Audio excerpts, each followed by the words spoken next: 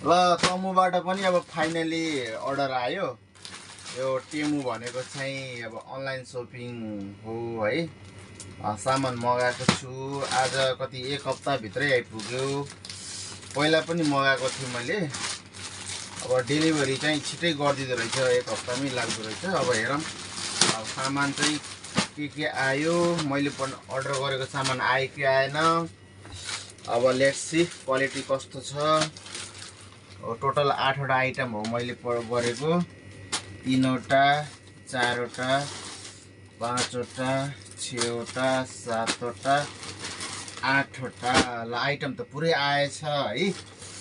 अब quality check गर्नु पर्यो। यो टेमुबाट मगाएको हो। मेरो मनपर्ने जिन्स कलर। वाउ राम्रै रहेछ हो क्वालिटी त। कस्तो मन परेको थियो। दामी आएछ ल। साइज नाफाउँ त साइज ठिक हुन्छ कि न, साइज ठिक छ होला। लार्ज पठाएर चाहिँ ल मैले भनेको जस्तै आएछ है त।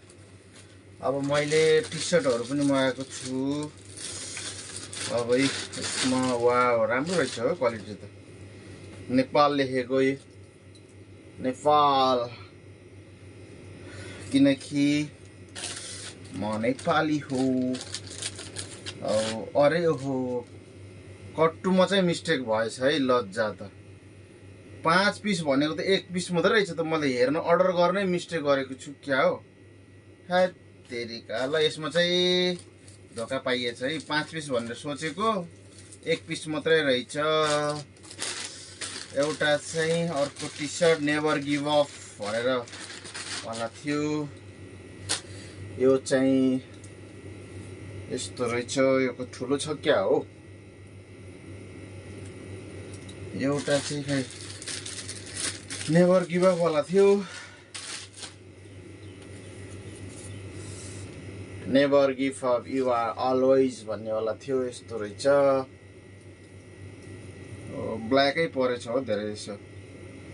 एउटा यो आयो। कट्टुमा चाहिँ घाटा खाइएछ। म नै कन्फ्युज भएँ। एउटा एयरबड आयो। एउटा चाहिँ सेल्फी स्टिक मगाएको थियो। पहिला पनि थियो सेल्फी स्टिक, तर चाहिँ त्यो चाहिँ बिग्रियो। यो चाहिँ ब्लुटुथ वाला सिस्टम रहेछ टक्क। यस्तो टक्क यसरी सेल्फी खिच्नु।